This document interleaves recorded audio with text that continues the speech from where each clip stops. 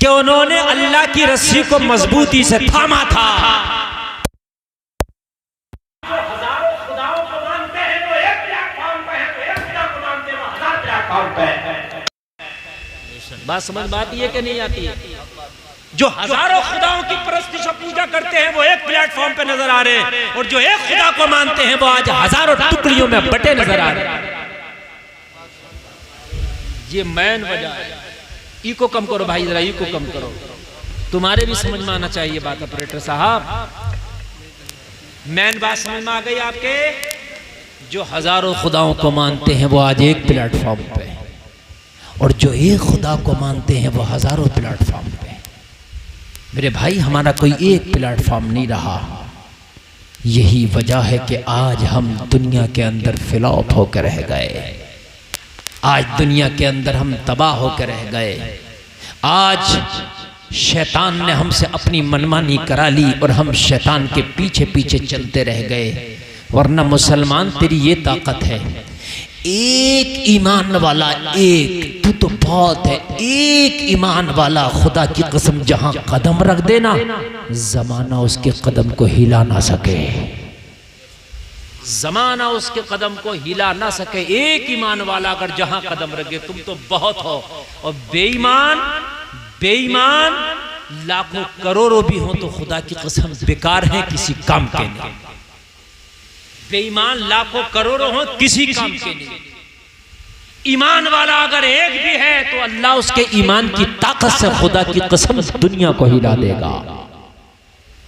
ईमान मजबूत करने की जरूरत है, ईमान पुख्ता करने की जरूरत है। ईमान मजबूत अगर होगा तो फिर आपकी कामयाबी ऐसे सर चढ़ के बोलेगी कि दुनिया जमाना तुम्हारा कुछ नहीं कर सकता। इसलिए कि किसी की सपोर्ट के लिए हुकूमत, किसी की सपोर्ट के लिए बादशाह, किसी की सपोर्ट के लिए राजा, किसी की सपोर्ट के लिए महाराजा, और तू कितना खुश नसीब होगा कि तेरी सपोर्ट के लिए परवरदिगार होगा। ये छोटी बात नहीं है। किसी की सपोर्ट अगर अल्लाह करने लगे ना मेरे भाई, अल्लाह अगर किसी की सपोर्ट करने लगे तो फिर हालात कुछ भी हो, मामलात कुछ भी हो, अल्लाह की सपोर्ट का ही झंडा बुलंद होता है। जोर से कह दो, और जोर से बोलो। हजरत यूसुफ को भाइयों ने कुएं में डाल दिया ये समझ के कि मर जाएगा। सुना आपने किस्सा हजरत यूसुफ का? भाइयों ने कुएं में डाल दिया कि मर जाएगा, लेकिन सपोर्ट अल्लाह की थी। कहा तुम कहते हो मर जाएगा, और अल्लाह कहता है मेरा यूसुफ कुछ कर जाएगा। भाइयों ने कुएं में डाला कि यूसुफ मर जाएगा, और अल्लाह की सपोर्ट थी। अल्लाह ने क्या किया मालूम है आपको? हजरत यूसुफ को कुएं से निकलवाया, और निकलवाने के बाद हजरत यूसुफ को कहां भेजा मालूम है? किनान के में। और किनान से हजरत यूसुफ मालूम है कहां पहुंचे? मिस्र के बाजार में। और मिस्र के बाजार से मालूम है कहां पहुंचे? अजीज़े मिस्र की हवेली में। और अजीज़े मिस्र की हवेली से मालूम है कहां पहुंचे? कैद खाने में। दुनिया सोच रही थी कि मामला फिर बैक में चला गया, यूसुफ तो फिर चले गए कैद खाने में। लेकिन बन के फानूस जिसकी हिफाजत हवा करे, वो शमा क्या बुझे जिसे रोशन खुदा करे। बेशक सुभान अल्लाह। हजरत यूसुफ को 12 साल की कैद सुना दी गई। तवज्जो करना, मैं ये तफसील से किस्सा नहीं सुनाना, बहुत शॉर्ट में आपको ताकि पता चले। और ये कुरान के हवाले से मैं बोल रहा हूँ, सूरह यूसुफ 12वें और 13वें पारे में ये पूरा किस्सा है जो मैं बयान कर रहा हूँ। हजरत यूसुफ को 12 साल की कैद खाने में डाल दिया गया, लेकिन जब अल्लाह चाहता है तो जमीन से उठा के आसमान पे पहुंचा देता है, और जब अल्लाह चाहता है तो आसमान से गिरा के जमीन पर पटक देता है। हमारे पास यही तो है, 4 पैसे आगे तो सीना फुला लिया हमारे पास, और परेशानी आई तो रोने लगे। मेरे भाई, हर हाल में अल्लाह का शुक्र अदा करो। और अगर तरक्की अल्लाह दे दे, हुस्न दे दे, जवानी दे दे, ताकत दे दे, पैसा दे दे, माल दे दे, दौलत दे दे, पद दे दे, अधिकार दे दे, तो कभी किसी गरीब को सताना मत, सीना तान के ना चलना। अल्लाह फरमाता वला तमशी फिल अर्दी मराहा, लोगों जमीन में अकड़ के ना चलो, किसी को सताओ मत, किसी को खींचो मत, किसी को जो है तकलीफ ना दो। इसलिए कि अल्लाह अगर चाहेगा तो अभी तेरी बुलंदी को मस्ती में बदल देगा। अल्लाह चाहेगा तो तेरी उड़ान को जमीन में मिला देगा। अल्लाह चाहेगा तो तेरी सांसें लेकर तुझे कब्र के गड्ढे में ढकेल देगा। अल्लाह से हमेशा डरते रहना चाहिए। हजरत यूसुफ को 12 साल की कैद। कितने साल की? अब अल्लाह का करम देखे। जब अल्लाह का करम होता है ना तो ऐसे बरसता के छप्पर फाड़ के बरसता। जब वो देता है तो मिसाल सुनिए, छप्पर, जोर से बोलिए। हाँ, अब छप्पर नहीं है तो तुमको कैसे देगा? तो लिंटर फाड़ के देगा। हाँ, उसके लिए कोई मुश्किल नहीं है, कोई बईद नहीं है। समझ रहे हैं आप? हाँ। हजरत यूसुफ कैद में है, बादशाह ने ख्वाब देख लिया। अब बड़ा परेशान हुआ, क्या इसकी कोई ताबीर बताए, कोई नहीं बताता। किसी ने कहा, बादशाह अगर ख्वाब की ताबीर चाहते हो तो जिस यूसुफ को कैद खाने में डाले हो वो यूसुफ ख्वाबों की सच्ची ताबीर बताते हैं। उन यूसुफ से अपने ख्वाब की ताबीर पूछो, वो तुम्हारे ख्वाब की ताबीर बताएंगे। और जलसे में आने वालों, बादशाह तो बादशाह है। हजरत यूसुफ को बुला भेजा। अब हजरत यूसुफ को अल्लाह ने कहा, यूसुफ अब गर्दिश के दिन छटने लगे, अब मैं तरक्की के दिन तुमको अता करने वाला हूँ।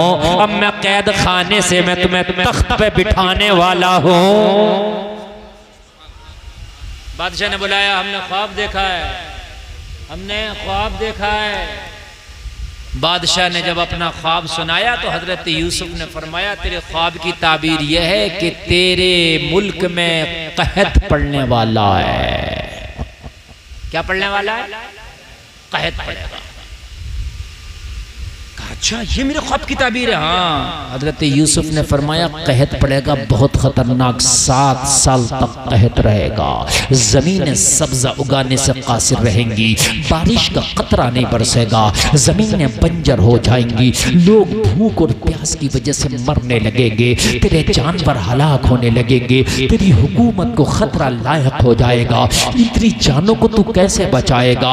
बादशाह परेशान, घबरा गया। 7 साल का कैसे 7 साल का कहत मैं कैसे इससे जो है पंगा लूंगा? इस 7 साल के कहत से मैं कैसे पंजा आजमाई करूंगा? परेशान।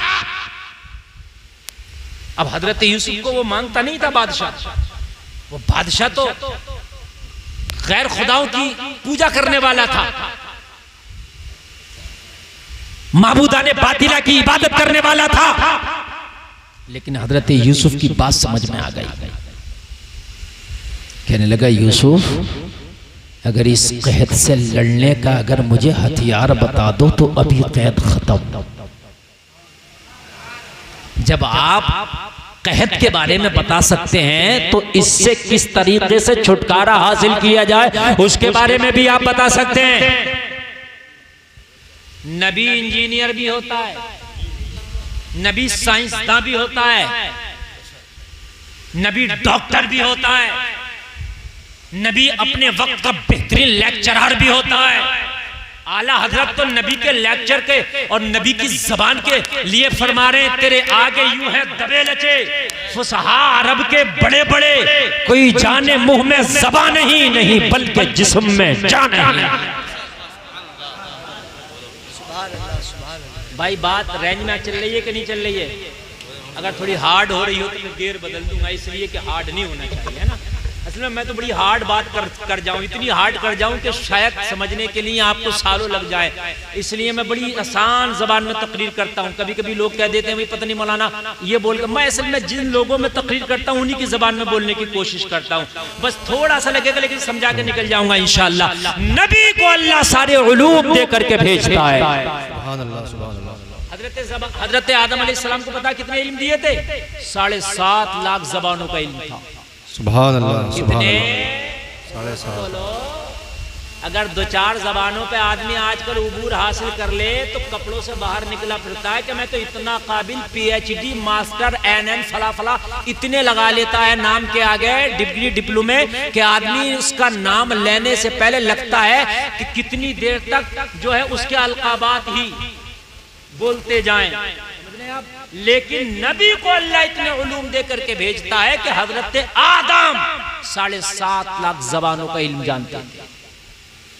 और फिर दूसरे नबी 1,24,000 कमोबेश अंबिया है, फिर सबको अलग अलग अल्लाह ने इल्म दिए, और जितने इल्म सारे अंबिया को अल्लाह ने दिए उतना तने तनहा मोहम्मदुर रसूलुल्लाह को अता फरमाया।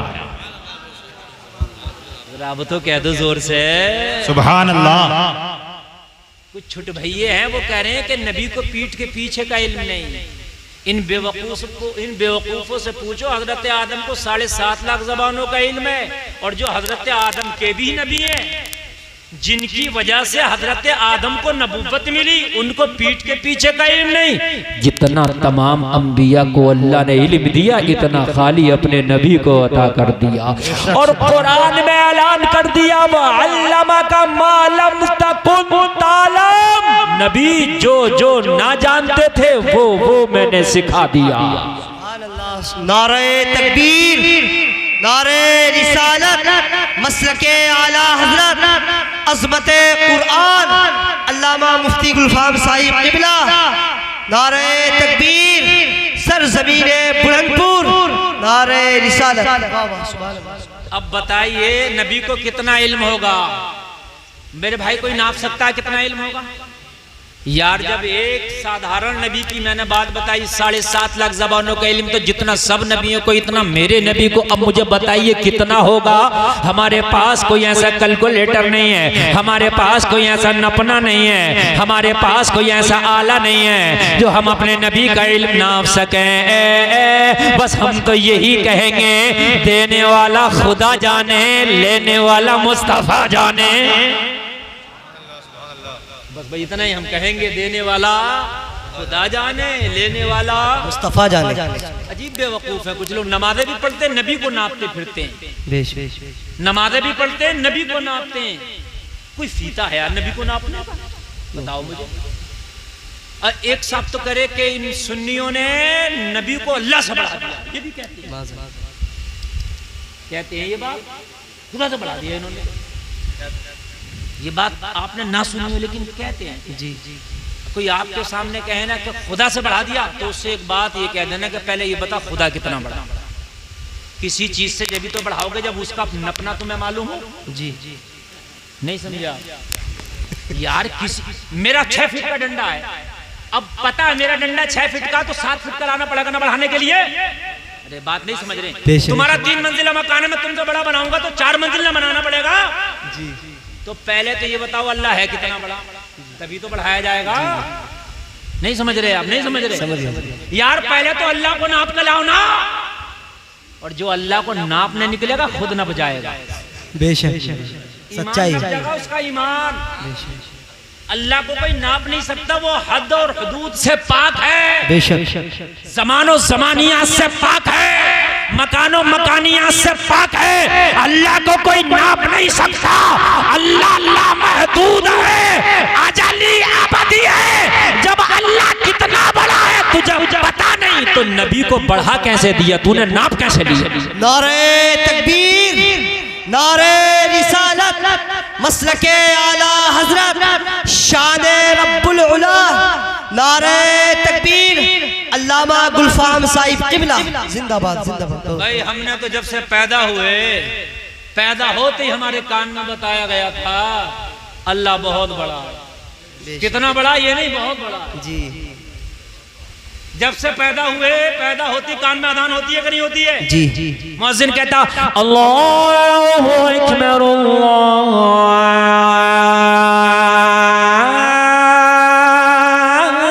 अल्लाहु अकबर। तर्जुमा है अल्लाह बहुत बड़ा है। कितना बड़ा है ये नहीं, बहुत बड़ा है। तो बहुत होता है भाई, बहुत की तो कोई हद नहीं है, बहुत का तो कोई नपना नहीं है, बहुत का तो कोई पैमाना नहीं है। अब कोई कहे कि अल्लाह से बढ़ा दिया, तो कहना पहले ये बता अल्लाह कितना बड़ा है। अल्लाह की तो बढ़ाई तुम बयान कर ही नहीं सकते। अल्लाह सबसे बड़ा है, अल्लाह बहुत बड़ा है। हजरत यूसुफ से कहा यूसुफ ये कहत से कैसे निपटा जाएगा? कहा मैं साइंटिस्ट भी हूं, मैं बताऊंगा। नबी तो नबी है, मैं बताऊंगा। हजरत यूसुफ ने फरमाया गल्ले का जखीरा करो।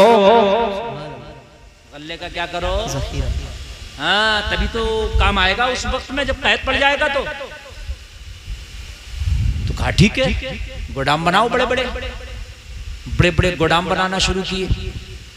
बहुत बहुत ऊंचे लंबे चौड़े गोदाम बनाए। हजरत यूसुफ ने फरमाया जो गल्ला आप स्टोर करेंगे उसको गल्ले को बाली से निकालेंगे नहीं, बाली के साथ स्टोर करेंगे। वाह सुभान अल्लाह। आप काश्तकार लोग हैं, जरा समझना इस डेफिनेशन को।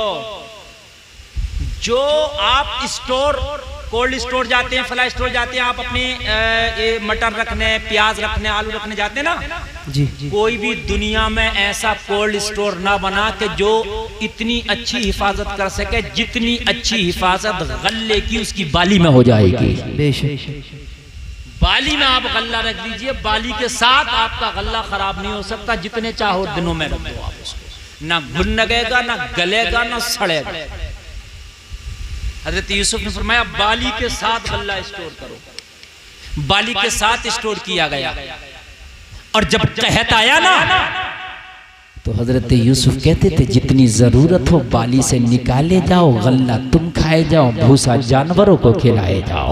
सुभान अल्लाह, सुभान अल्लाह, सुभान अल्लाह। और जो हजरत यूसुफ के मुखालिफ थे उन्हें पता चल गया कि कहत आने वाला हजरत यूसुफ जो है स्टोर करा रहे हैं, उन्होंने भी स्टोर किया गल्ला, मगर उन्होंने बिना बाली के किया, क्योंकि साइंसदान नहीं थे ना वो, ये साइंटिस्ट थे।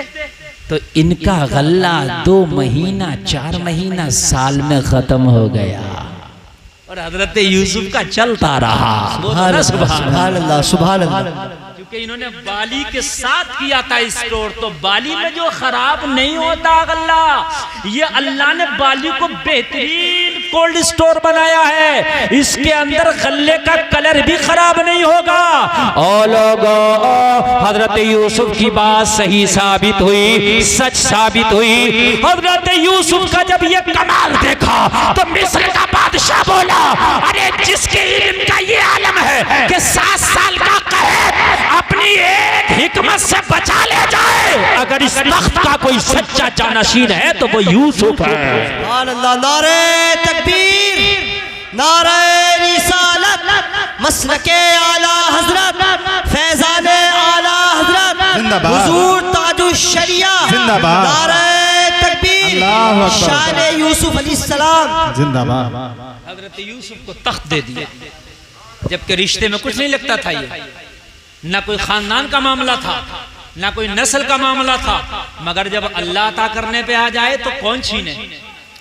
डाला था कुएं में, डायरेक्ट बिठा दिया तख्त पर। कहां बिठा दिया? तख्त पर। अब देखिए कैसे फेरता अल्लाह किस्मतों के फेर।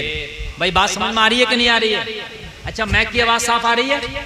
बहुत से लोग कहते हैं साहब फला तो बड़ा मालदार है, बड़ा मालदार। अरे तू अल्लाह की रस्सी को मजबूती से पकड़ा रहे है, अगर अल्लाह तेरे ऊपर करम करेगा तो बड़े बड़ों से भी तुझे बड़ा कर देगा। सुभान अल्लाह। उसकी रस्सी को पकड़ लो, बड़े बड़े अच्छों से तुझे अल्लाह ऊंचा कर देगा। रस्सी को तो मगर पकड़ ले, रस्सी पकड़ी नहीं है, मरा वैसे। क्या ऐसा है वैसा? बात बताओ, रस्सी तो पकड़ना। अल्लाह ने हजरत यूसुफ को तख्त पर बिठाया। अब ये कहत मालूम है कहां तक पहुंच गया? किनान तक भी पहुंच गया, जहां हजरत यूसुफ के भाई रहते थे, वहां तक कहत पहुंच गया।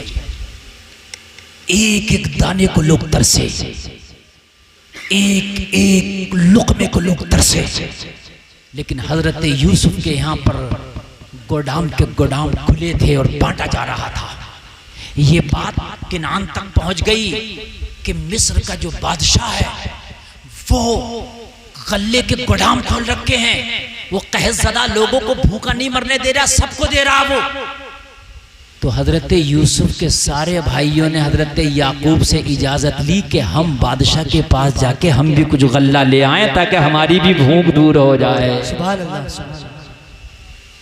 मियाँ इसको कहते हैं अल्लाह के जो है करम, और इसे कहते हैं उसका फजल।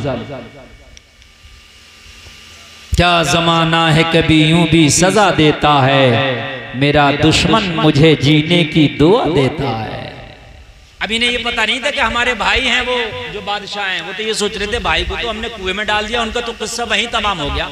और हजरत यूसुफ से जाके कह दिया कि भेड़िया खा गया। और उनका कुर्ता हजरत यूसुफ का एक बकरी का बच्चा काट के और उसके खून में सान के दे दिया कि ये देखो उनके खून का सना हुआ कुर्ता है, उनके खून का सना हुआ। कुछ 24 नंबर इस पर भी सवाल करते हैं। ये कहते हैं हजरत याकूब को जब इल्म था तो उन्होंने बताया क्यों नहीं मेरा यूसुफ जिंदा है, उसको कुर्ते को देखकर रोते क्यों रहे इतने साल तक। तो इन छुट भैयों से पूछो कि अगर वो पहले ही बता देते कि मेरा बेटा यूसुफ फला जगह जिंदा है तो हजरत यूसुफ को बुला लिया जाता, तो क्या मिस्र के तख्त पे तुम्हारे अब्बा जी बैठते? बात बताइए, मिस्र के तख्त पे भी तो बैठना था भाई, वहां कौन बैठता? अरे बात है कि नहीं है? फिर तो मैं बहुत से सवाल खड़ा कर दूंगा। हजरत आदम ने गंदुम क्यों खाया? नबी थे, उन्हें पता था कि गंदुम के करीब जाने से जन्नत से निकाला जाएगा। तो हजरत आदम अगर जन्नत में गंदुम के करीब ना जाते तो हम दुनिया में कैसे आते? हर काम में हिकमत होती है मेरे भाई। मिस्र के तख्त पर बैठना था, हजरत याकूब खामोश रहे, इसलिए खामोश रहे। अब वो भी सुन लीजिए। हजरत यूसुफ ने अपने बाबा से कहा था बचपन में, अहदा आशरा कौकबम व शम्स वल कमरा राइतुहुम ली साजिदीन। बाप याकूब, मैंने ख्वाब देखा है, मुझे 11 सितारे चांद और सूरज सजदा कर रहे हैं। तो हजरत याकूब समझ गए थे कि मेरे यूसुफ को एक दिन तख्त मिलेगा और ये सारे के सारे भाई मेरे यूसुफ की ताजीम करेंगे। सुभान अल्लाह, सुभान अल्लाह। तो वो ख्वाब भी तो सच होना था, जो ख्वाब पहले देख चुके थे आप बचपन में, वो ख्वाब भी तो सच होना था। हजरत याकूब को पहले ही पता था। आपने कहा था ला तक़सुस रुया का अला इख्वतिक, अपने ख्वाब का अपने भाइयों से तज़किरा ना करना, हसद का शिकार हो जाते हैं। हजरत याकूब ने क्या कहा? इस ख्वाब का अपने भाइयों से तज़किरा ना करना, ख्वाब बहुत अच्छा है। और मैं आपको भी बता रहा हूं, अगर आपको ख्वाब दिखा करना तो आप भी जिक्र ना किया करो। अगर बुरा ख्वाब दिखे तब तो बिल्कुल जिक्र ना किया करो। अगर कोई बुरा ख्वाब, किसी को डरावना ख्वाब, गंदा ख्वाब नजर आए ना तो उठने के बाद में आप इस्तिग़फ़ार किया करो। कुल हुवल्लाह शरीफ, कुल अऊज़ु बिरब्बिल फलक, कुल अऊज़ु बिरब्बिन नास पढ़ा करो और अल्लाह से दुआ किया करो, या अल्लाह को कोई मुसीबत आने वाली है, कोई परेशानी आने वाली है तो मेरे मौला उसे टाल देना, उसे ख्वाब ही से खत्म कर देना। अल्लाह की बारगाह में दुआ किया करो। लोगों से ख्वाब की ताबीर ना पूछते फिरा करो। आप फोन करते हैं, हजरत मेरे ख्वाब की ताबीर बता दो, मौलाना साहब मेरे ख्वाब की ताबीर बता दो। मौलाना ने अच्छी बता दी तो दिल खुश हो गया और बुरी बता दी तो दिल गमगीन हो गया। तो इसलिए ख्वाबों की ताबीर ना पूछा करो, हर ख्वाब सच्चा भी नहीं होता है। अल्लाह से दुआ किया करो। अगर आपको लगता है कि ख्वाब गलत नजर आया, दुआ करो या अल्लाह इस गलत को तू टाल दे। और अच्छा नजर आया तो दुआ किया करो, या अल्लाह मेरे हक में बेहतर है तो मुझे ये अच्छाई नवाज दे। सुभान अल्लाह, दुआ किया करो। अब जब तख्त पर बैठे हजरत यूसुफ, अब जरा तवज्जो कीजिए, भाई आ गए क्या लेने? गल्ला लेने, चूंकि वहां भी कहत पड़ गया था। हाय हाय, अल्लाह ने कहाँ लाके मिलाया। एक दिन किसी भाई को कुएं में डाला था, आज ये भाई तख्त पे बैठा है और ये सारे के सारे भाई साइल बन के खड़े हैं, साइल बन के खड़े हैं। हजरत यूसुफ के चेहरे पे ज्यादातर नकाब रहता था, खूबसूरत आप बहुत ज्यादा थे। हजरत यूसुफ के सामने सारे के सारे भाई खड़े हैं। हमारे मुल्क में कहत पड़ गया है, हमारे शहर में भी कहत है, ये मिस्र के बादशाह हम पे भी करम का हाथ लंबा कर दे। हजरत यूसुफ ने पहचान लिया मेरे वही भाई है। लेकिन एक बात बताऊं मैं, आप तवज्जो करना, नबी की तालीम देखो, नबी की शिक्षा देखो, नबी का किरदार देखो। आज आप पावर में हैं, बादशाह हैं और भाई खड़े हैं दरबार में, चाहते तो बदला ले लेते।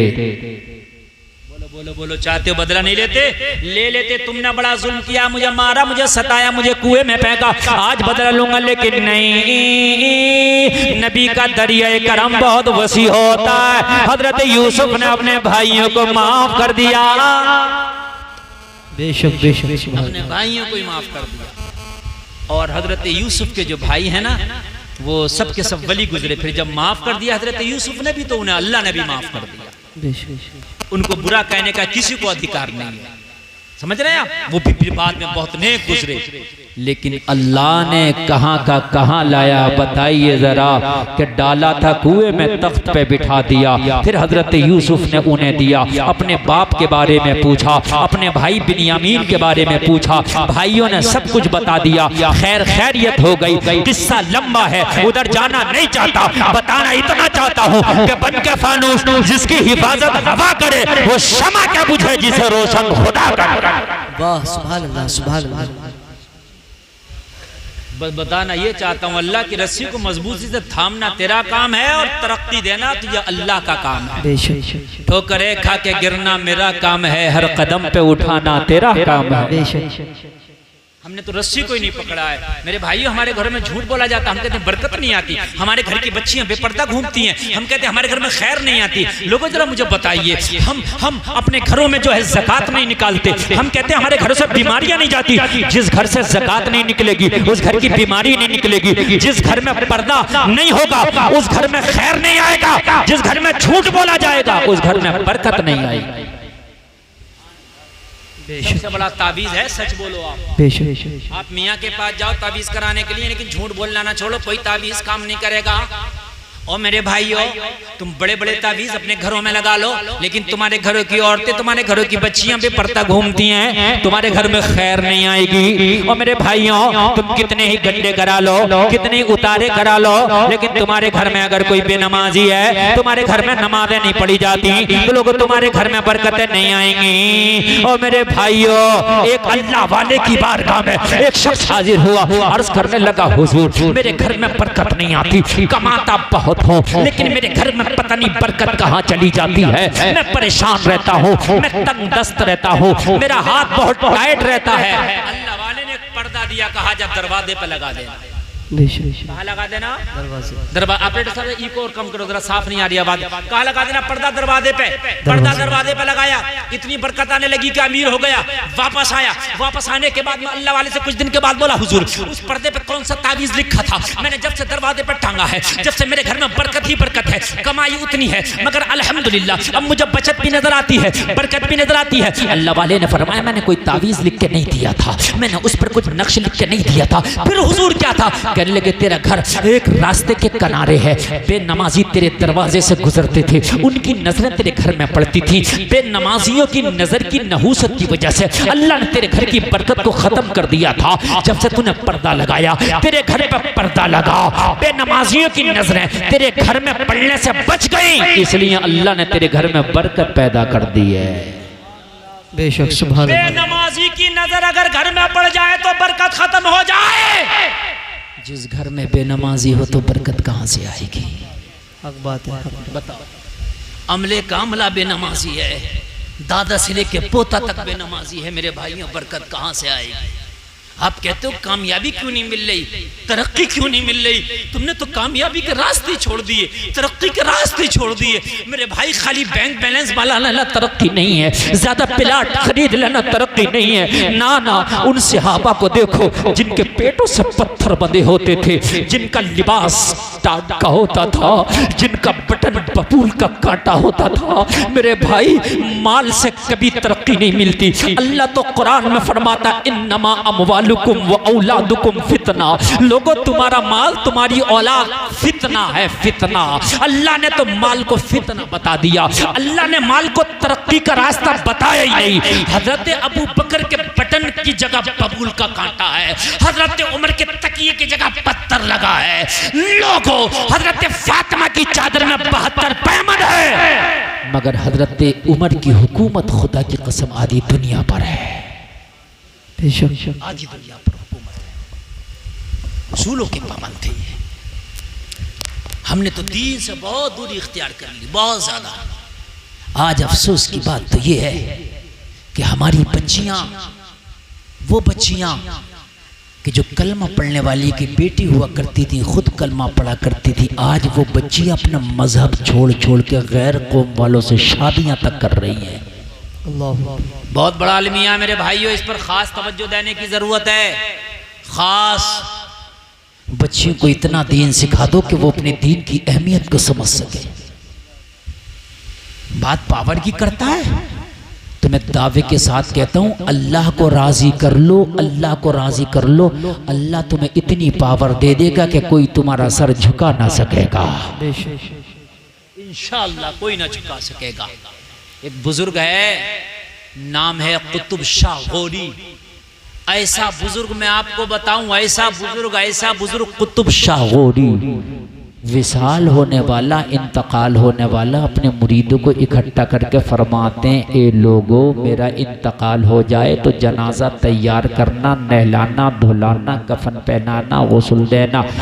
क्या करे फिर हुजूर? कहना नमाज जनाजा पढ़ना, नमाज जनाजा पढ़ने के बाद मेरे जनाजे को कांधे पे उठाना और उठाने के बाद में लेके चलना। कहा हुजूर कहाँ लेके चलें? कौन से कब्रिस्तान? तो कहा कोई कब्रिस्तान नहीं। कहा कौन से स्थान? कहा कोई स्थान नहीं। उठाना और चलना। कहाँ लेके जाएं? कहा कोई स्थान नहीं, कोई कब्रिस्तान नहीं। कहा हुजूर फिर? कहा चलते रहना, जब तक जनाजा चलते चलते रहना, जहां रुक जाए वहीं हमारा मजार बना देना। सुभान अल्लाह। अल्लाह वाले की शान बता रहा हूं, एक अल्लाह वाले की, हजारों की बात नहीं कर रहा, ओनली एक की बात कर रहा हूं। अगर अल्लाह को राजी कर लो तो अल्लाह पावर कितनी दे देता है। सुभान अल्लाह। हुजूर कुतुब शाह गौरी का विसाल हो गया, इंतकाल हो गया, मुरीदों ने जनाजा तैयार किया वसीयत के मुताबिक, कफन पहनाया, नहलाया, धुलाया और उसके बाद जनाजा पढ़ा। जनाजा पढ़ने के बाद लोगों कांधे पे उठा लिया। कांधे पे उठा के जब चलना शुरू किया तो सुबह से दोपहर हो गई, दोपहर से शाम हो गई, जनाजा नहीं रुका। लोगों शाम से फिर सुबह हो गई, जनाजा नहीं रुका। चले तो चलते रहे, चलते चलते चलते चलते हफ्ता गुजर गया। कितना गुजर गया?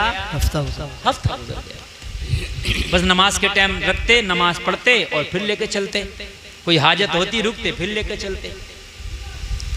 महीना गुजर गया, चलता ही रहा। साल गुजर गया। बड़ी बात है कि नहीं है? चलता ही रहा।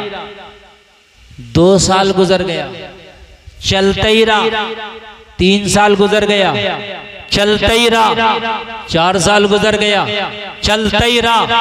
5 साल गुजर गया, चलता ही रहा। 6 साल गुजर गया, चलता ही रहा। 7 साल गुजर गया, चलता ही रहा।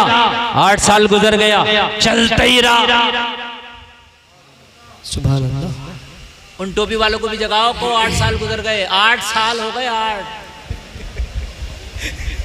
भाई सोने का नहीं हो रहा ना, जागने का हो रहा। सोने का नहीं, सोना बनाने का है। कितने साल हो गया? जोर से बोल दो। 8। हाय हाय हाय, मजा आ जाएगा, मजा आ जाएगा। 8 साल गुजर गया, चलता ही रहा। मुरीद भी बड़ा पक्का था। ये कच्चे वाले मुरीद नहीं थे। आज के होते तो हफ्ता बराबर चलते, कहते मेरे गेहूं सूख रहे हैं, मेरे धान सूख रहे हैं। छोड़ के आ जाता कि नहीं आ जाता? कहाँ तक चले हजरत, ये बताओ। ये तो चल ही रहा है, मेरे गेहूं मेरे धान का क्या होगा? लेकिन ये पक्के थे, लकीर के फकीर थे। इन्होंने अल्लाह की रस्सी को मजबूती से थामा था। 8 साल चले चलते रहे, 9 साल चले चलते रहे, 10 साल चले चलते रहे, 11 साल चले चलते रहे। साल आ गया 12वां। कितना? और अल्लाह वाले मेरे भाई जब कोई काम करने पे आ जाएं तो ज्यादातर तारीखें मिलती हैं अल्लाह वालों ने 12 साल का ज्यादा आदत पसंद किया। साबिर अलाउद्दीन कलियरी खाना ना खाए 12 साल। शाह दरगाही महबूब इलाही रामपुर के जंगलों में हाफिज शाह जमालुल्लाह के कहने से एक जगह खड़े रहे 12 साल। समझ रहे हैं आप? कितने साल? 12 साल। सरकार गौसे पाक ने डूबी हुई कश्ती निकाली 12 साल। जरा बोल दो ना सुभान अल्लाह। सुभान अल्लाह। ये 12 साल। 12 का आदत दिन बड़ा प्यारा, इसलिए कि 12 तारीख में रबीउल अव्वल की मदीने वाला तशरीफ लाया। सुभान अल्लाह, सुभान अल्लाह। ये जब करामत दिखाते हैं ना तो नबी का मिलाद भी उसी में कर देते हैं। सुभान अल्लाह। 12 का आदत पूरा करते हैं ताकि नबी का मिलाद भी हो जाए, और इसी मिलाद के सदक़े में तो अल्लाह ने करामत अता की है इन्हें। लोगों 12 साल हो गया चलते चलते, पूरे हिंदुस्तान का चक्कर लगा दिया। कई हजार किलोमीटर चल गए। चलते रखते उठते लोगों ये पहुंच गए लास्ट भारत के कोने पर। लोगों साउथ इंडियन बेंगलोर के पास एक शहर है 90 किलोमीटर दूर बेंगलोर से कोलार। कहाँ पहुंचे? कोलार। कहाँ पहुंचे? कोलार। जो मैं बोल रहा हूं जाके देखना, अभी बेंगलोर भी जिंदा और तुम भी जिंदा। कोई कभी कल को ये ना कह दे मौलाना ने कहा 12 साल जनाजा चलता रहा, कहाँ है वो जनाजा भी जाके देख लेना और वो मजार भी जाके देख लेना। बेंगलोर से 90 किलोमीटर की दूरी पर एक डिस्ट्रिक्ट कोलार पड़ता है। मैं खुद गया हूं अल्हम्दुलिल्लाह वहां कोलार। ये कोलार पहुंच गए लेकर मुरीदीन, ये तो चल ही रहे थे 12 साल। कहां ना घूम गए होंगे, कितने चक्कर ना लगा दिए होंगे इन्होंने।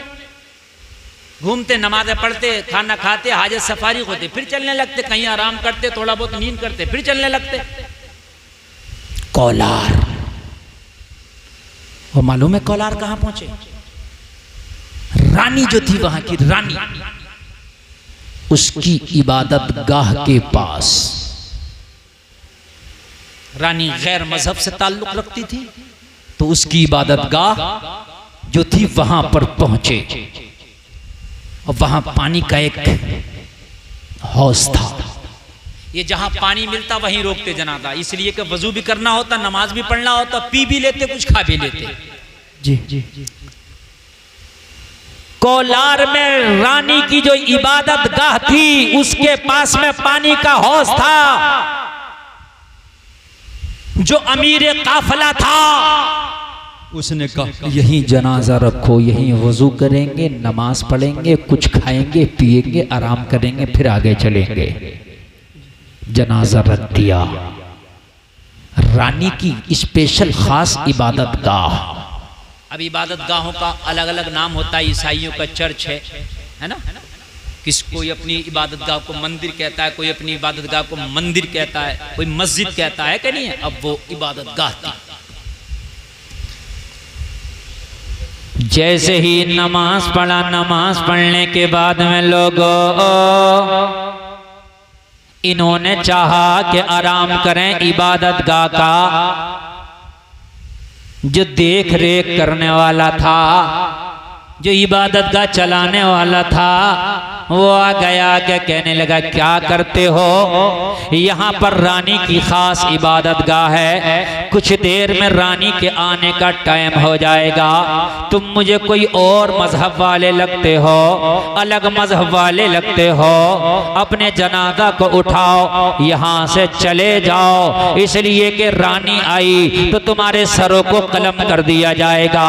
उसका ये खास इबादत गाह है, उसका खास इबादत करने की जगह है, यहाँ से इसे ले जाओ। लोगों मुरीदों ने जब इतना सुना, कहा ठीक है, जनाजे को हाथ लगाया, उठाया, अब नहीं उठता, अब नहीं हिलता। मंजिल आ गई, अब नहीं उठता, अब नहीं हिलता। 12 साल के बाद वो जगह आई। अल्लाह वालों की शान देखो यार, ये मर के भी जिंदा है। कौन कहता है मोमिन मर गया, कैद से छूटा वो अपने घर गया। सुभान अल्लाह। और कुरान की एक आयत है, कुल्लु नफ्सिन जायक़तुल मौत। इसका तर्जमा मालूम है क्या है? इसका तर्जमा है हर नफ्स को मौत का जायका चखना है। खाना नहीं है, चखना है। तवज्जो कीजिएगा, ये बात जरा थोड़ी सी काबिल गौर है। जायका थोड़ी देर रहता है फिर खत्म हो जाता है। जायका ज्यादा देर, आपने अभी नमकीन खाओ, थोड़ी देर जबान नमकीन रहेगी। मीठा खा लो तो जबान का जायका मीठा हो जाएगा, तीखा खा लो जबान का जायका तीखा हो जाएगा। जायका कितने साल तक रहता है? जायका नहीं समझे? अभी आपने कोई चीज खाई, वो आपको तीखी थी, मीठी थी, फीकी थी, जो भी थी, खाई, खाने के बाद में 2-4 साल तक रहता है वो जायका। थोड़ी देर रहा, बात खत्म। लुआब मुंह का खत्म हुआ, वो चीज आपने खा के हलक से निकली, वो जायका खत्म। अरे ऐसे ही तो होता कि नहीं होता भाइयों? जी जी जी। यही मौत है, इसका भी जायका है। मौत का जायका अल्लाह चखाता, मौत आई, मौत का जायका चखा, मर गया, और उसके बाद में अल्लाह ने फिर इसको आजाद कर दिया। मोमिन को अल्लाह फिर आजाद कर देता। जायका चखाने के बाद मोमिन की रूह को अल्लाह फिर आजाद कर देता। जन्नत में रख देता है, रूहों को आजाद कर देता है, और गुनाहगार की रूह को अल्लाह कैद करता है, कुफार की रूह को अल्लाह कैद करता है। तो ऐसे बनो कि मरने के बाद भी आपको अल्लाह आजाद कर दे। ऐसी जिंदगी गुजार के जाओ मेरे भाइयों, ऐसा काम करके जाओ।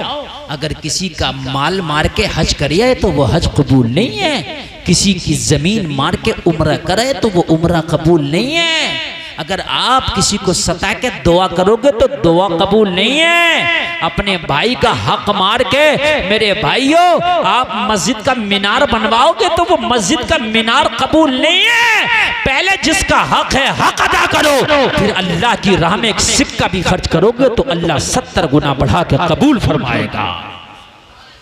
सुभान अल्लाह, सुभान अल्लाह। मेरी बातें कुछ कड़वी होती है मगर हक होती है मेरे भाई।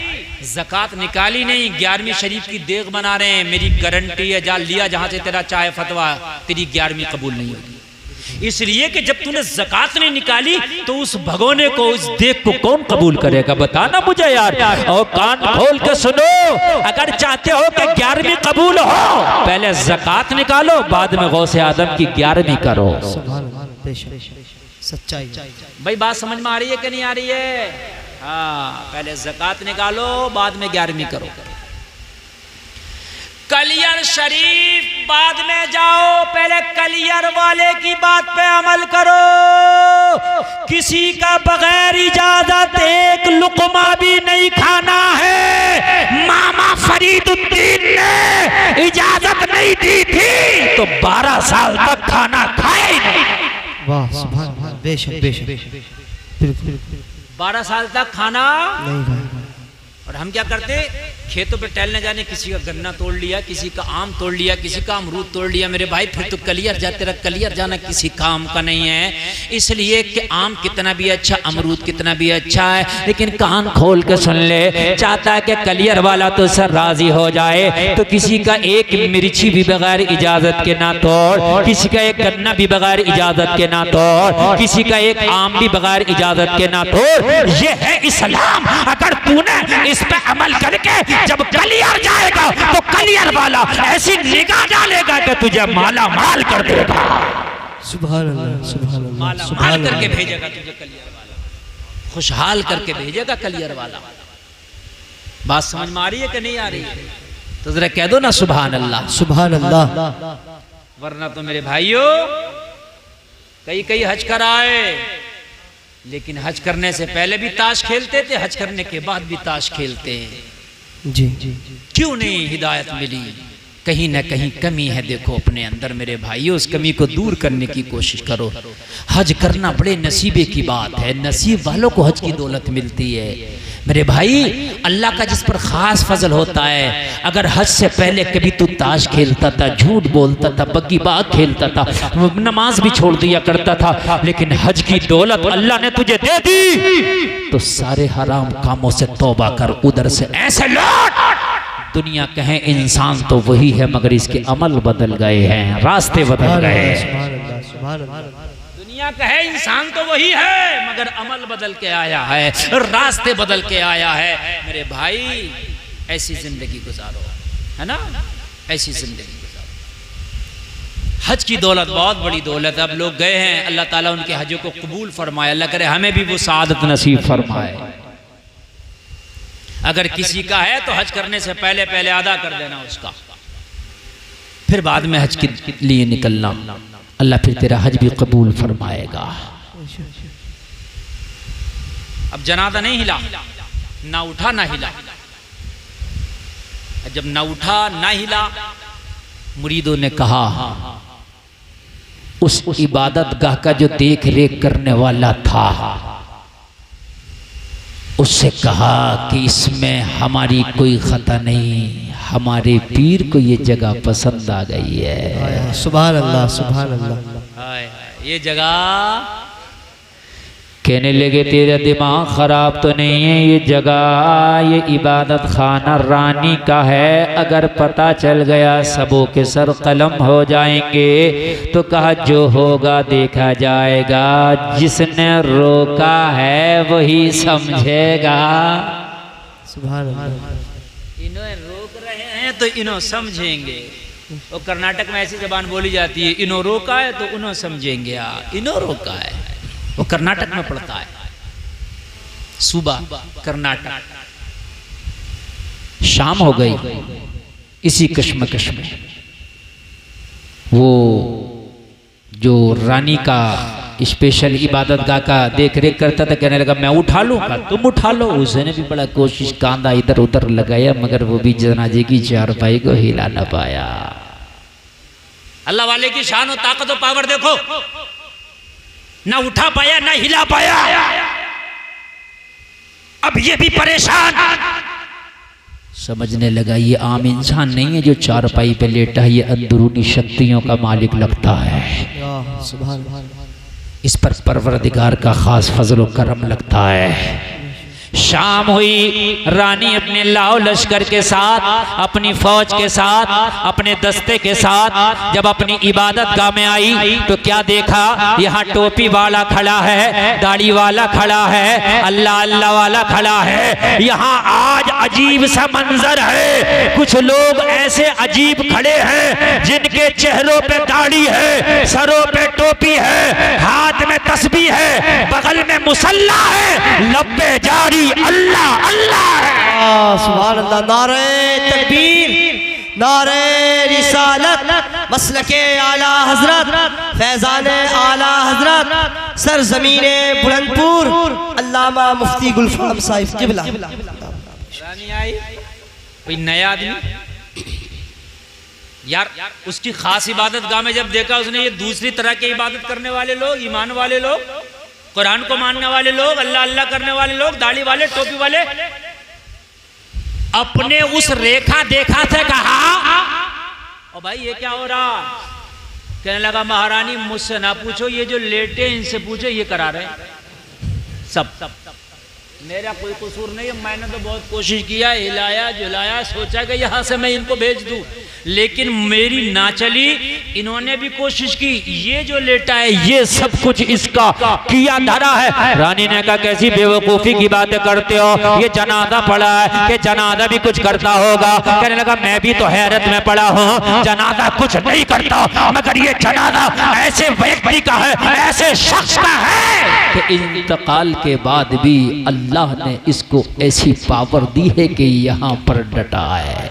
वाह सुभान अल्लाह। तुम डर जाते हो कोई हमसे हमारा घर ना छीन ले, ये ना छीन ले, वो ना छीन ले। ईमान मजबूत है, तुमसे तुम्हारा कुछ नहीं छीना जाएगा। ईमान नहीं है तो तुमसे सब कुछ छीन लिया जाएगा। रानी ने सिपाहियों को हुक्म दिया जनाजा उठाओ और फेंक दो। सिपाहियों ने उठाया, लेकिन लोगों अल्लाह वाले की तो शान निराली है। बहुत कोशिश की, पसीना पसीना हो गए, उठना तो दूर की बात, पाया ना हिला सके। नींद आ रही है क्या? तो यार जोर से बोलो ना सुभान अल्लाह।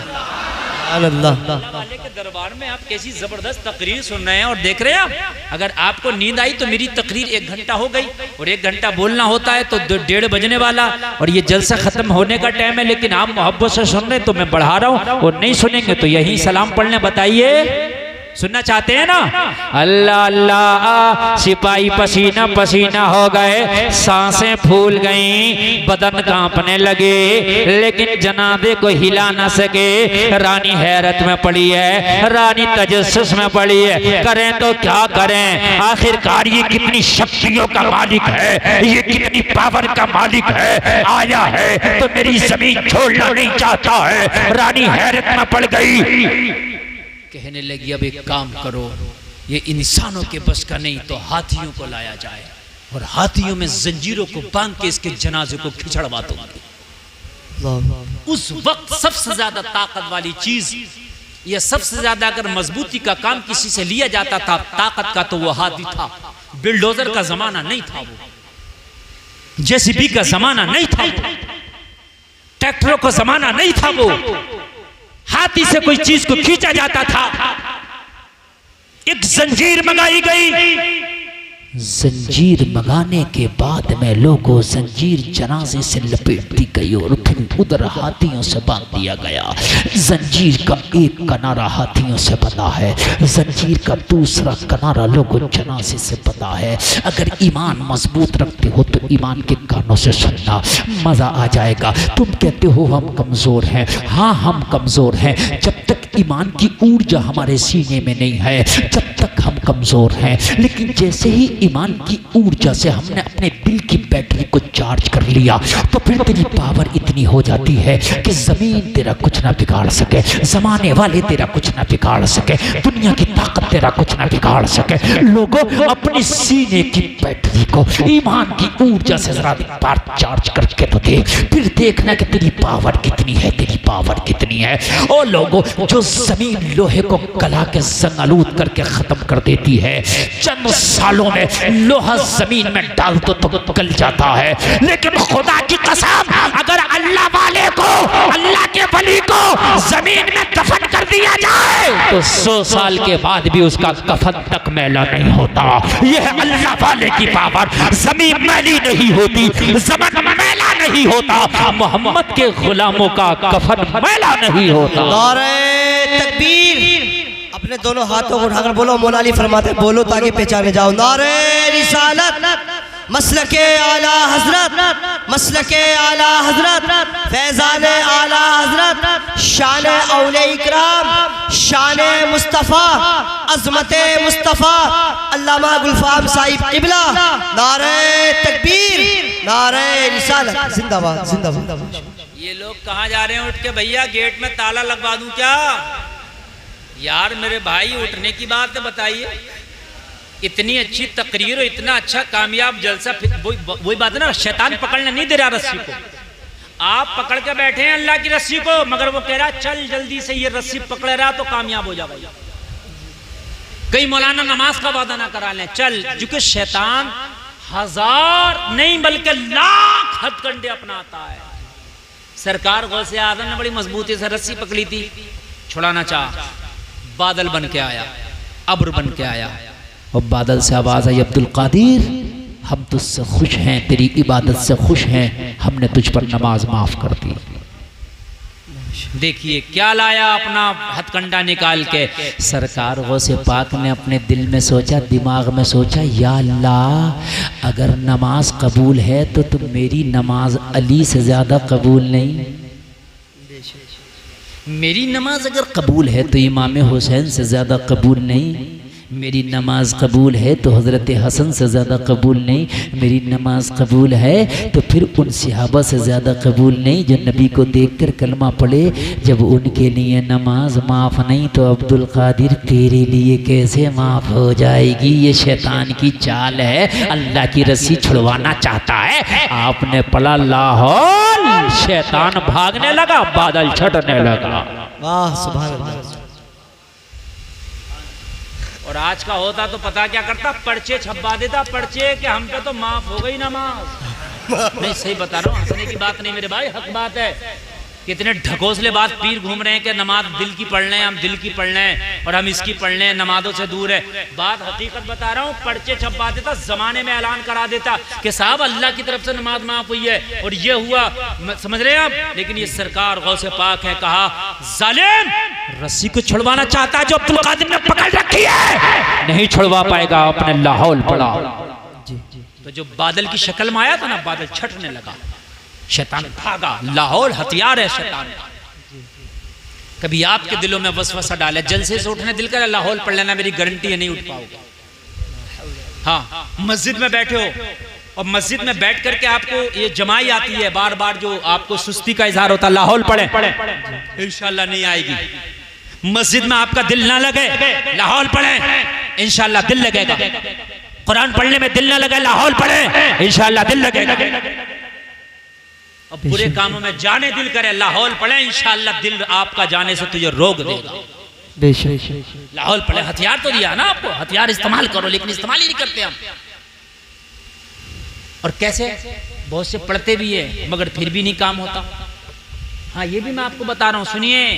आप सोच रहे होगे कि मौलवी साहब पढ़ते तो है, होता नहीं काम। ये बात भी सही है, कुछ लोग पढ़ते भी हैं लाहौल, फिर भी नहीं होता काम। तो हथियार को हथियार के चलाने के तरीके से चलाओगे तब वो काम करेगा, और उसके तरीके से नहीं चलाओगे तो वो काम नहीं करेगा। सही बात, सच्चाई पे मबनी। हैं? बहुत से लोग पढ़ते हैं ला हौला वला कुव्वता इल्ला बिल्लाहिल अलिय्यिल अज़ीम, क्या काम करेगा?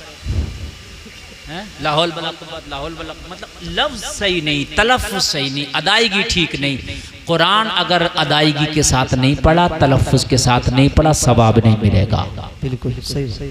ना असर होगा। इसीलिए असर नहीं। ला हौल वला कुव्वत, ला हौल वला कुव्वत, क्या असर होगा? ला हौल वला कुव्वत इल्ला बिल्लाहिल अलिय्यिल अज़ीम। इंशाअल्लाह पढ़ के देख, असर होगा। ये सीखो। मौलवियों की बुराइयां तो करते हो, चौराहों पे खड़े होकर मौलवी से ये क्यों नहीं सीखते? इमामों की बुराइयां तो करते हो, इमाम में ये खराबी, इमाम में वो खराबी। काश तू इस इमाम की इतनी देर बुराई ना करके इस इमाम से अगर ये सीख लेता तो खुदा की कसम तुझे ज्यादा कामयाबी हो जाती। हमारी कौम खुराफाती ज्यादा हो गई है। जी जी जी। कल से एक आदमी मेरे पीछे पड़ा हुआ था, कल से अभी डांटा मैंने, शायद अभी यहाँ मैं बैठा था क़यामगाह पे, अभी फोन पे मैंने उसे डांटा। कल से फोन कर रहा है मेरे पास कि हजरत हमारे यहाँ से एक आदमी हज करने गया, ये बताओ उसका हज कबूल हुआ कि नहीं हुआ। मतलब अजीब खुराफात हैं यार, अल्लाह जाने उसका कबूल हुआ कि नहीं हुआ यार। तू कौन होता भाई, और मैं कौन होता हूँ बताने वाला? हजरत ये बताओ कबूल हुआ कि नहीं हुआ। अपने आप कुछ नहीं करेगा, उसका कबूल हुआ कि नहीं हुआ इसकी टेंशन लेकर बैठा। फिर तू भी तो कर लेना यार, अगर अल्लाह ने दिए पैसे। ये खुराफात की बात है कि नहीं? मुझे बताइए यार। वो हज करने गया, अच्छा उसने कोई गुनाह कर लिया, गुनाह करके आदमी गुनाहगार हो जाता है, और हराम काम करके आदमी गुनाह कबीरा का जो है मुर्तकिब हो जाता है, लेकिन काफिर नहीं होता, काफिर नहीं होता। नमाज़े जनाजा उसकी पढ़ाई जाएगी, समझ लीजिए आप, नमाज़े जनाजा होगी उसकी। किसी ने अगर हराम काम भी कर लिया तो काफिर नहीं है वो। तो ये खुराफात है मेरी कौम में। इसके पीछे नमाज नहीं पढ़ूंगा, उसके पीछे नहीं पढ़ूंगा, यहाँ नहीं पढ़ूंगा, वहां नहीं पढ़ूंगा।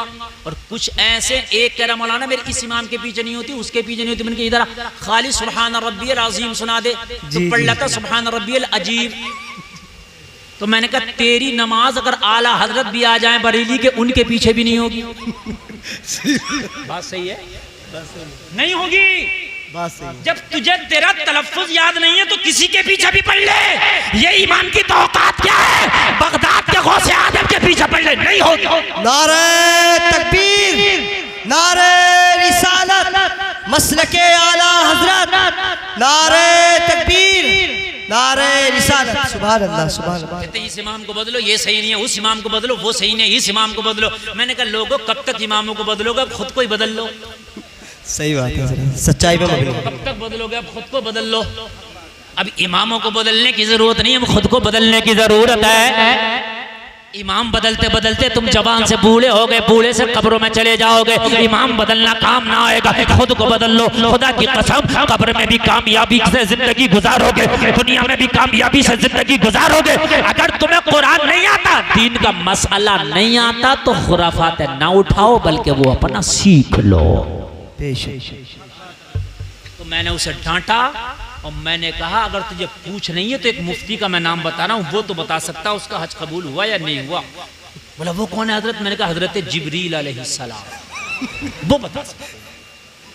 मेरी बात गलत तो नहीं है? बताइए मेरी बात गलत तो नहीं है? वो तो बता सकता। सच्चाई लोहे महफूज पे देख करके अल्लाह से पूछ करके बता देंगे।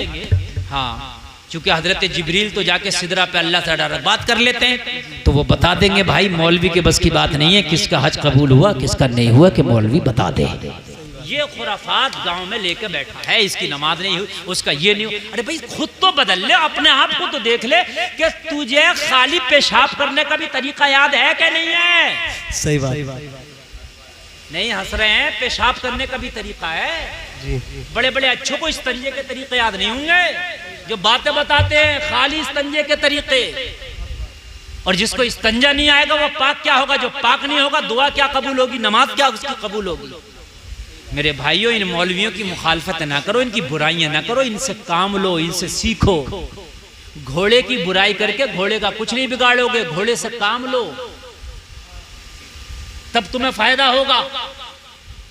और भाई घोड़ा है, तुम बुराई करो, ये है वो, तुम्हारा सफर नहीं होगा। और घोड़े की पीठ पर बैठ जाओ, तुम्हारा सफर तय होगा। इमाम की, आलिम की, हाफिज की, कारी की सोहबत में बैठ जाओ, आखिरत का सफर तय हो जाएगा। सुभान अल्लाह, सुभान अल्लाह, सुभान अल्लाह। और एक बात सुन लीजिए आप, आज मैं बड़ी अच्छी बात बता रहा हूँ आपको, इसको गांठ में बांधना। जो किसी आलिम दीन की बुराई करता, उसकी 10 नस्लों तक अल्लाह कोई आलिम पैदा नहीं करता। सच्चाई है, सच्चाई। कान खोल के सुन लें, और अगर आप देख लेना अगर मेरी बात गलत हो तो उसकी 10 नस्लों तक अल्लाह आलिम पैदा नहीं करता जो किसी आलिम दीन की बुराई करता है। और दूसरा उस पर आजाब सुनिए, जो किसी आलिम दीन की बुराई करता है, मरने के बाद उसका चेहरा काला पड़ जाता है। आलिम दीन आपने आसान समझ लिया, ये नाइब रसूल है। आपने इमामों को सताना शुरू कर दिया कि इसको हटाओ, उसको निकालो। मेरे भाई, अगर इमाम के अंदर कोई खराबी है तो प्यार से जाके कहो हजरत इसको दूर करो, और फिर भी वो दूर ना करे तो फिर अपने इलाके के किसी सीनियर मुफ्ती के पास जाओ। तरीका बताओ इमाम के हटाने का। और इलाके का सीनियर मुफ्ती कहाँ में लगा? मुरादाबाद जाओ। मुरादाबाद में जामिया नईमिया जाओ, वो हमारा जिले का मरकजी इदारा है। जामिया नईमिया में वहां का जो सदर मुफ्ती है उससे बात करो, अपने इमाम की बात रखो। फिर अब उस मुफ्ती की जिम्मेदारी है कि वो क्या करे। मगर हम तो खुद ही मुफ्ती बने बैठे, वहां तक कौन जा रहा? भाई यही फैसले हो गए सब कुछ, वहां तक कौन जा रहा? तरीका है इमाम को बदलने का, ये प्रोसेस है इमाम को बदलने का। हाँ, इसलिए कि इतनी पावर दी है, अगर कोई जालिम शौहर है और बीवी उससे तलाक चाहती है और वो तलाक नहीं देता, तो क्या करेगी? मैं पावर बता रहा हूं तुम्हें मुफ्ती की, क्या करे काजी शहर की, मैं आपको पावर बता रहा हूं।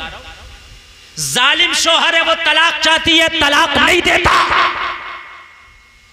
फिर वो काजी शहर की अदालत में जाके अपनी अर्जी लगाएगी, पूरी बात रखेगी, मेरा शौहर जालिम है, मुझ पर जुल्म करता है, तलाक चाहती हूं, नहीं देता।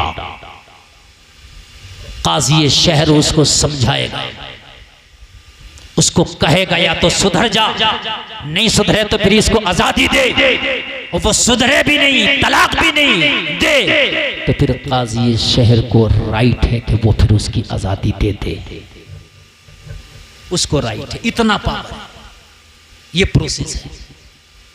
आपने इमाम बदलना है, वाकई शरीयत की कोई खामी है तो आप उसको बताएं, और वो ना समझे तो फिर सीधा आप अपने मरकज की तरफ जाएं और फिर वहां उस सदर मुफ्ती से बात पूरी रख दें। अब हजरत आप समझे, मुफ्ती बुला कर समझाए, नहीं समझेंगे तो मुफ्ती साहब फिर उसको हटाएंगे, किसी दूसरे को लगाएंगे।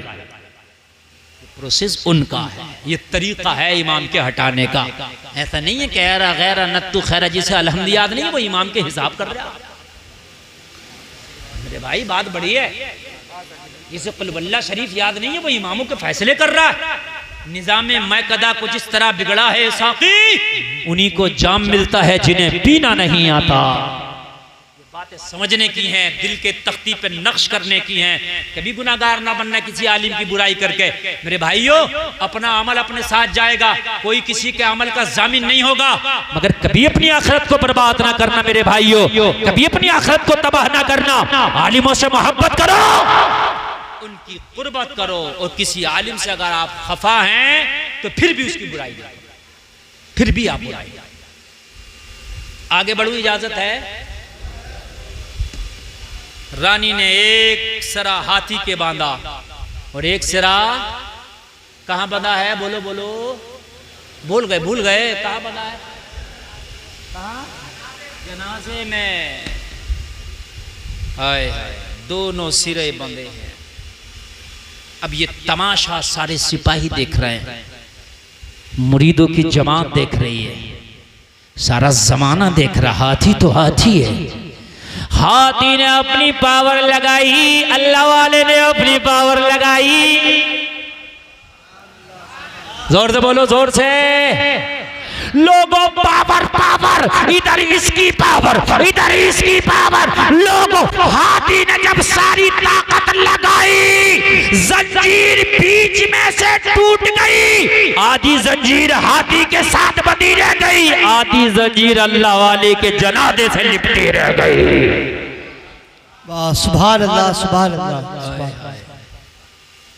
जब रानी ने ये मंजर देखा तो खौफजदा हो गई और कहने लगी खबरदार अब कोई इन्हें डिस्टर्ब करने की कोशिश ना करे, अब कोई हटाने की कोशिश ना करे, अब कोई हिलाने की कोशिश ना करे।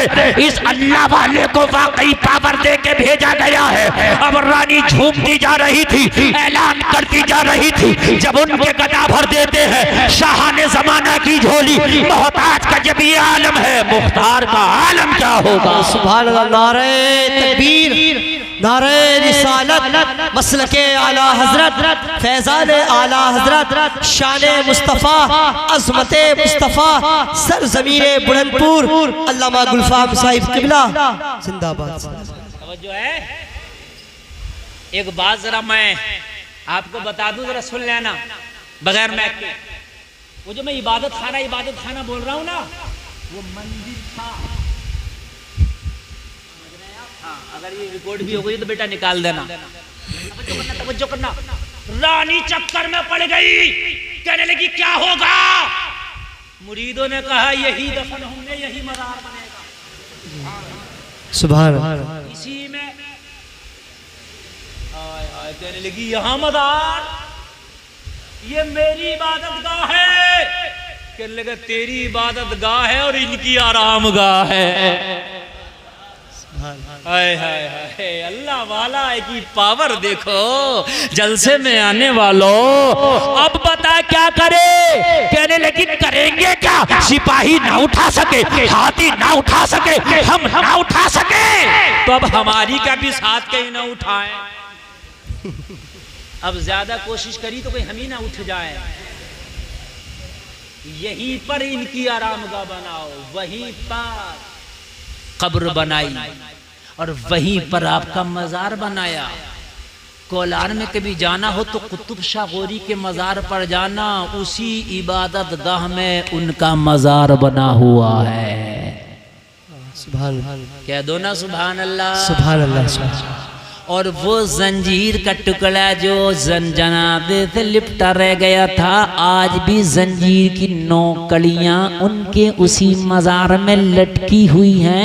एक कड़ी एक बालिश्त की है, तकरीबन 9 बालिश्त की जंजीर आज भी वहीं पर लटकी है। जमाना देखता है, नजारा करके आता है, निगाहे वली में वो तासीर देखी, बदलती हजारों की तकदीर देखी।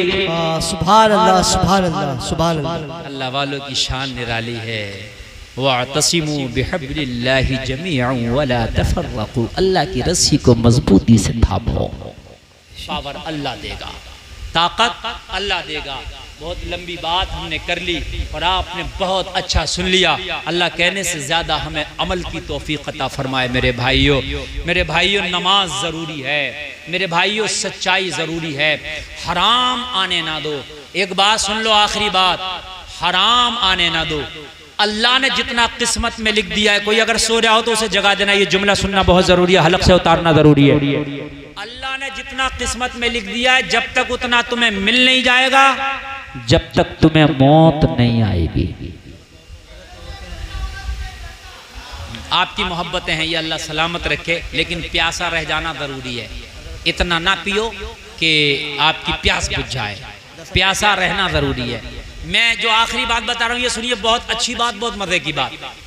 जितना अल्लाह ने आपकी किस्मत में लिख दिया है, जब तक आप मरोगे नहीं, इतना जब तक के आप खा नहीं लोगे। सुन लीजिए, एक लुकमा भी आपकी किस्मत का नहीं रह सकता। आप जब तक नहीं मर सकते, जब तक क्या वो लुकमा खा नहीं लेंगे जो अल्लाह ने लिख दिया। समझ बात आ गई? अब सुन लीजिए, जब ये यकीन है और आप भी कह रहे हैं, अच्छा इस बात को आप मानते हैं, जितना किस्मत का इतना खा के रहेंगे, मानते हैं कि नहीं मानते हैं? सब लोग हाथ उठाओ, कौन कौन मानते हैं? उठाओ। हाँ माशाल्लाह, सब मानते हो। मानना पड़ेगा। किस्मत का इंसान खाकर ही मरता, उससे पहले नहीं मरता। मरेगा ही। कम खाओ इसलिए जाकर देर से मरो। जुमला अजीब लग रहा होगा भाई, जितना लिख दिया है उतना खा के मरना है, तो थोड़ा थोड़ा खाओगे तो ज्यादा देर में ना खाओगे। मगर सुन लीजिए, मौत बरहक है, मगर ये जो मेरा जुमला है कि ताकि ज्यादा जियो, वो जुमला सही है, वो भी सही है। कम खाओगे तो बीमार नहीं होगे, मरते दम तक सेहतमंद रहोगे। ज्यादा खाने से बीमारी जल्दी आती है, ये हकीम जी भी कहते हैं, डॉक्टर साहब भी कहते हैं। किसी के वलीमे में चले जाओ तो वलीमा तो उसका है मगर पेट तेरा ही है। बात है कि नहीं मेरे भाई? पेट तेरा ही है, उसको जो है हिफाजत से रख। बीमारी ज्यादा खाने से आती है, कम खाने से नहीं आती है। तो जितना अल्लाह ने लिख दिया उतना तो मिलकर रहेगा, उससे पहले मर ही नहीं सकते। मौत का फरिश्ता नहीं आएगा तेरे पास जब तक किस्मत का खाना लेगा। तो जब उतना खाना ही है तो खाने के दो दरवाजे कितने? जोर से बोलो, जोर से बोलो। जो आपको इनकमिंग होती है खाने की, जो मिलता है वो दो तरह से मिलता है, एक हराम का दरवाजा, एक हलाल का। दो ही तो होंगे, जो लुकमा खाओगे तो हराम का होगा या हलाल का, तीसरा तो होगा ही नहीं। बात समझ में आ रही यार? लुकमा दो ही तरह का होगा, या तो हलाल का। अच्छा, जितना लिख दिया जब तक मरोगे नहीं, जब तक खा नहीं लोगे। तो जब ये ईमान है, तुमने हाथ उठा दिया इस बात पर कि हजरत जब तक खा नहीं लेंगे किस्मत का, मरेंगे नहीं, तो हराम वाले को ताला ना लगाओ यार। जब उतना मिलकर ही रहना है तो दो रास्ते हैं, एक हराम का और एक हलाल का। हराम वाले को लगा दे ताला, मिलेगा उतना हलाल वाले रास्ते से मिलेगा। बेशक सही बात। उतना ही अब हलाल वाले से मिलेगा। नहीं बात समझ में आ रही?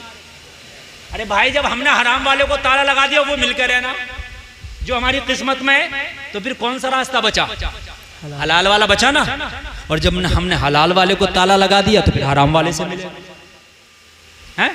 बहुत से लोग दोनों को खोले हुए हैं, हराम भी हलाल भी। और जब ये आकर दोनों का मिलता, जब मिलता है ना, तो पानी में पेशाब मिल जाता, तो पानी भी नापाक, पेशाब भी नापाक। हलाल में हराम की रोजी मिल गई ना, तो ये सब नापाक। इसलिए हलाल के लुक़्मे खाओ ताकि तुम्हारी नस्लें तुम्हारी वफादार हो। हलाल के लुक़्मे खाओ ताकि इबादत करने में मजा आए। हलाल के लुक़्मे खाओ ताकि अल्लाह मौत की सख्ती को आसान कर दे।